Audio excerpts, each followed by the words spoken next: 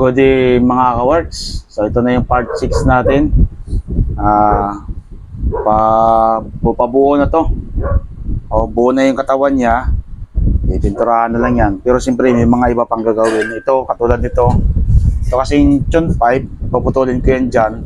Tapos nakababa na siya. So dyan na siya. Hindi na siya sa taas. Dito na siya. Ayan. Tapos ito yung gawa na to, yung tail pipe. Ito na lang yung kakabit natin. So yun mga ka-works, samahan nyo ako at malapit na to, mapinis na to. So pagkatapos mapinturahan, makita rin natin na tumakbo to.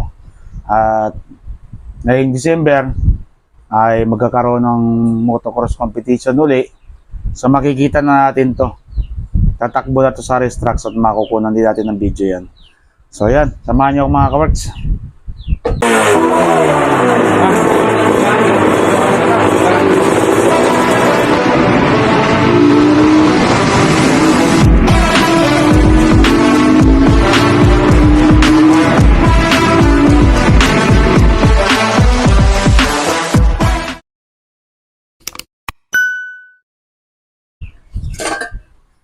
So ito una mga ka-works, puputulin ko siya dito tapos gagawa ako ng paikot, pa-curve nito. So niisip ko kung puputulin ko pa rin ito at titingnan natin. Malaman na lang yung mamaya kung ano magiging posisyon doon bago natin siya putulin. So ito muna yung puputulin ko, tsaka itong dulo.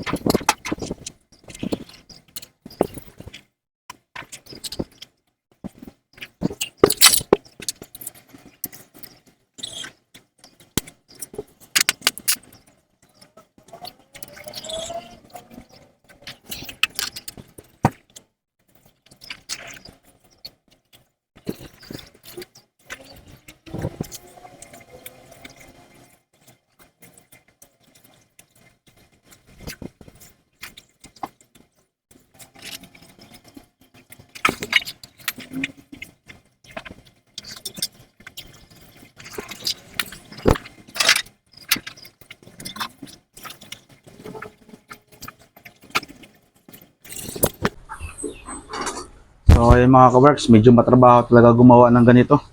John 5, kaya ako hindi na ako gumagawa ngayon. Repair na lang, ganito na lang kapag meron akong siguro pang sarili. At saka ito yung ganitong repair lang. Pero yung gagawa ko ng buong John 5, buong ganito, medyo matrabaho kasi siyang gawin. Kaya hindi na ako gumagawa ng ganyan.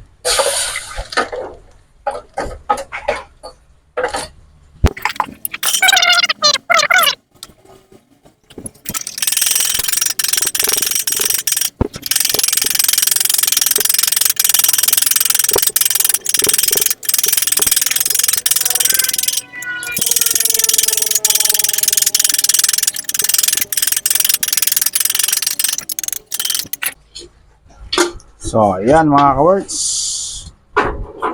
Yan na yung ating dugtong. So, ayan. Yan. Tapos dito i-convert ko pa yan para mas gumanda yung tindig.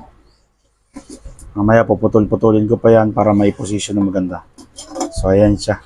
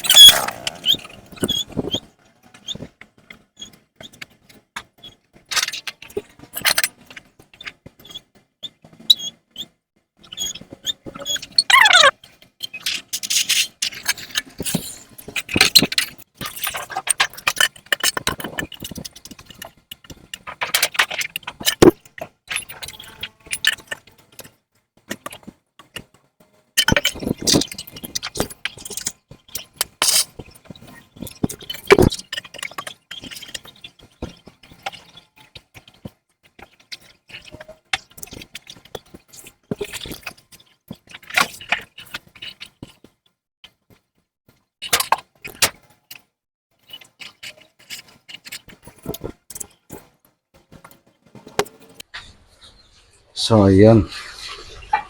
Ayan mga ka-works. Oh, ayan na. Oh, yan na yung tambucho. So, nadagdagan siya ng laki dito yan ang haba na nadagdag sa kanya. Nabawasan siya ng konti doon, pero malaki pa rin. Actually, mas maganda na itong size na to para sa power ng makina. So, ayan.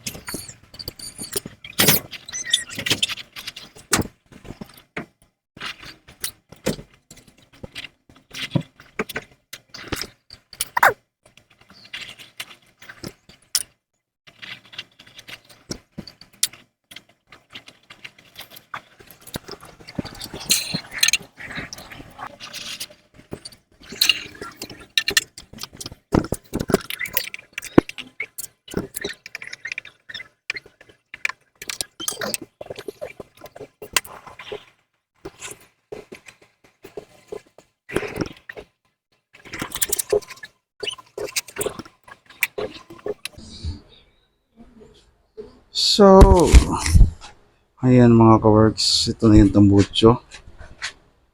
Oh, yan na yung tailpipe niya, medyo mahaba. Gusto nila kasi mahaba daw. Gusto nila medyo mahaba, kaya yan. Ang titinano, kala mo 4 stroke siya. So, yan yung pipe. So, okay na yan mga ka-works. At ipo-fully weld ko na lang yan. So bukas, dito tayo bukas. Yung yung airbox connection niya papunta dito sa carb. Yan. So gagawa muna ako ng manifold bukas. Yung manifold yan din yung gagamitin. So, tapos gagawa ako ng connection dito. Ito yung chain sheet. Ito lalagyan ko ng chain sheet. Malapad to. Lagyan ko ng connection. Lusot dyan. Papunta dito sa carb. So yan ang bukas ang project natin mga ka-works. So yan muna mga ka-works. At bye-bye muna. So yun yung ating for today's video. Abangan nyo yung finishing touch. So bukas konti na lang din yun at matapos na to.